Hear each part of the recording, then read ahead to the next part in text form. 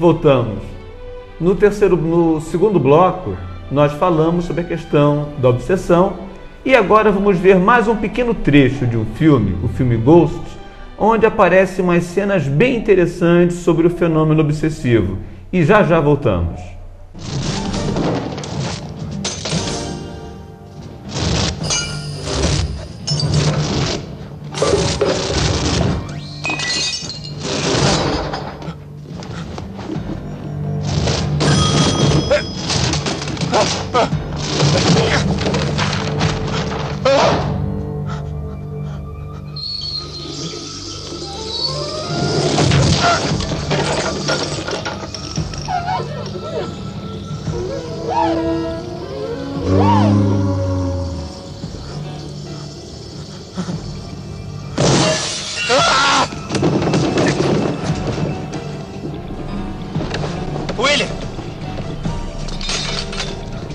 Voltamos.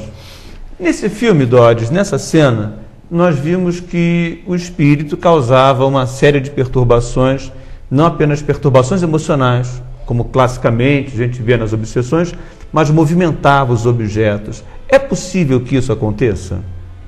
É possível, sim, porque a movimentação dos objetos, ela é feita de maneira diferente da nossa dentro do corpo físico. Nós pegamos, né? Empurramos, chutamos com o nosso corpo físico. Ele vai fazer isso através da energia que ele vai, da vontade, a vontade dele vai movimentar uma energia que nós chamamos fluido, que tudo aqui está repleto de fluido.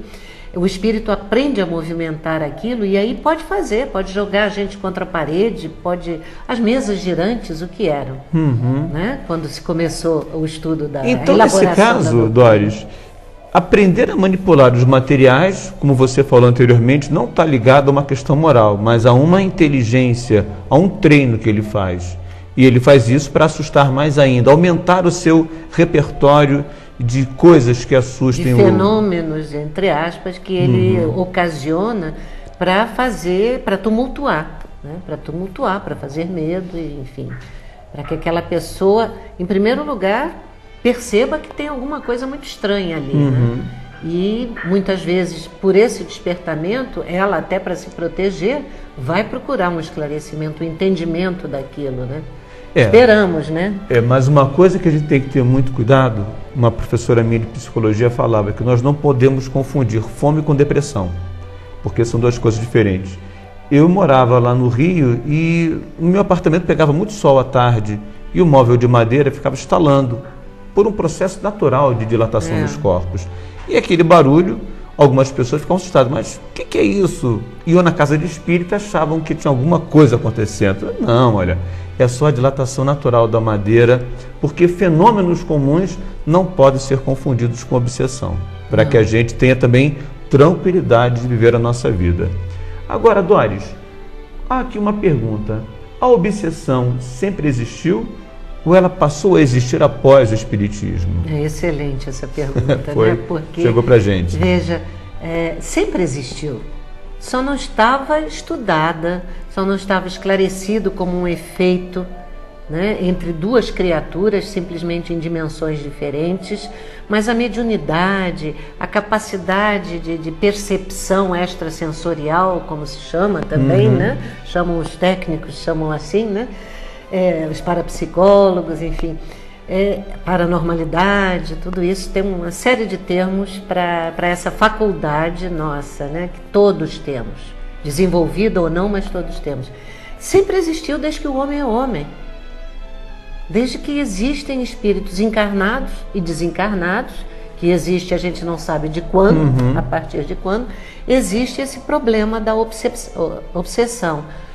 O espiritismo, ao contrário, ele pegou aquele fato já constatado através da história da humanidade e tratou de elucidá-lo. Ele partiu do efeito para a causa, que foi sempre assim que foi feita a elaboração da doutrina, né, por Kardec.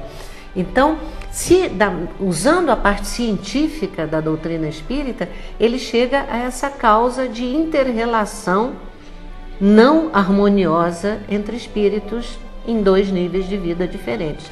E o Espiritismo o que que faz? Ele veio ao contrário, ele veio colaborar para a elucidação do problema e, consequentemente, para a cura das pessoas, dos espíritos envolvidos em tais situações. Numa comparação, é como se nós pudéssemos pensar: a doença existe independente da ciência médica ter existido.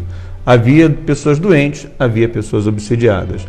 Com o surgimento do Espiritismo e da medicina, foi possível estudar isso com a oportunidade de chegar a uma cura. Exato. A medicina não criou a doença, ela estudou-a e curou-a. O Espiritismo também. Exatamente, assim como o Espiritismo não criou a obsessão, não é uma invenção da doutrina espírita, né? Ele só consegue fazer um trabalho de perceber aquilo e orientar. Desde que a pessoa queira, ela caminha para a sua cura.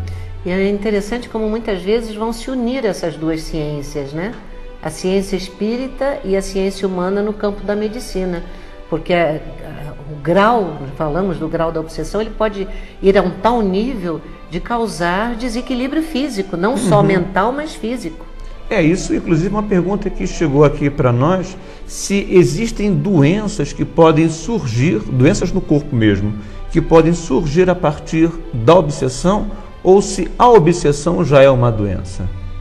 A obsessão não é propriamente uma doença em si, né? Já se considera, até devido aos seus efeitos, né? E você mandou um comentário, um artigo interessante sobre isso, que ela já passa a ser considerada pelo meio médico científico até como uma doença. Por quê? Porque ela vai ter efeitos no teu comportamento, ou seja, na parte mental, né? E também na parte física, porque através desse comportamento, uma pessoa que entra em depressão aguda, ela não tem mais condições de trabalhar. Mas essa depressão, ela é do espírito que está ali encarnado, ou ela é efeito de uma obsessão grave, né, que está desvitalizando aquela criatura? Então, porque se for um caso de obsessão, como mostrado no filme, que objetos voam, coisas caem, objetos se movimentam, fica fácil de perceber a intervenção de uma inteligência fora do corpo. Mas quando ela está nesse campo sutil, aí ela é mais complicada. Aí ela é mais complicada. E às vezes o que acontece, né? Tem muitos obsidiados que estão internados aí em hospitais, em manicômios, né? Em hospícios, em clínicas psiquiátricas, sendo tratados por medicações às vezes bastante fortes, que não conseguem chegar ao âmago do problema. E às vezes agravam o problema.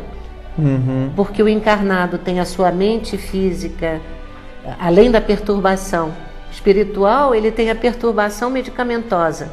E aí muitas vezes ele fica mais fragilizado e o espírito, então, facilita a ação do obsessor, deita e rola, né? Porque ele não vai ter mais a noção... Desculpe a expressão. Não, tranquilo. A noção do que se passa ao seu redor, porque já está totalmente entorpecido pelos remédios, e isso vai facilitar a ligação, a associação do desencarnado obsessor com o encarnado que está sendo obsidiado. E muitas vezes em casos graves assim não está atuando só um obsessor.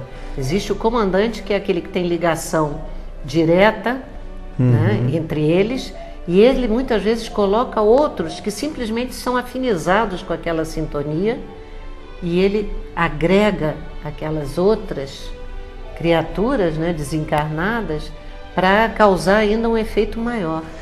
Isso vai ao encontro de uma pergunta aqui que nós veremos no próximo bloco, porque o nosso obsessor mor, que é o relógio, está dizendo que acabou o tempo. Querido, até já. Até já. Fique conosco, já voltamos.